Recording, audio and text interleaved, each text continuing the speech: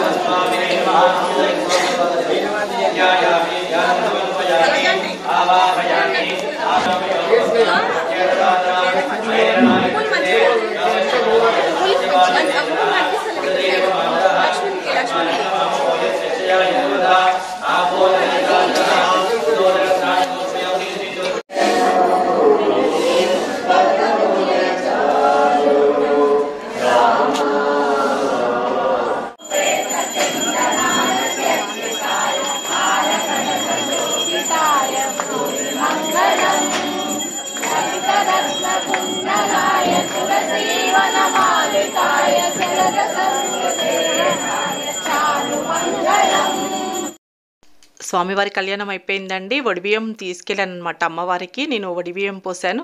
ఇలా ఎవరైనా వడిబియ్యం కూడా అమ్మవారికి తీసుకొచ్చి పోయొచ్చు అనమాట. చాలా బాగా అనిపించిందండి కళ్యాణం. తర్వాత తీర్థప్రసాదాలు, కళ్యాణం తర్వాత మనకి భోజనాలు కూడా ఆర్గనైజ్ చేశారు కమిటీ వాళ్ళు. కాబట్టి భోజనం చేసి ఇంటికి వచ్చేసానండి. 3 అయిపోయిందనమాట ఇంటికి వచ్చే వరకు. చాలా బాగా అనిపించింది. ఈ విధంగా అండి రామాలయంలో ఎవ్రీ మంత్ పునర్వసు నక్షత్రం రోజు చేస్తారండి స్వామివారి కళ్యాణము. మరి ఈ వీడియోలో ఇంతేనండి. మరొక మంచి వీడియోతో మళ్ళీ మీ ముందుంటాను. అంతవరకు సెలవు. Thank you.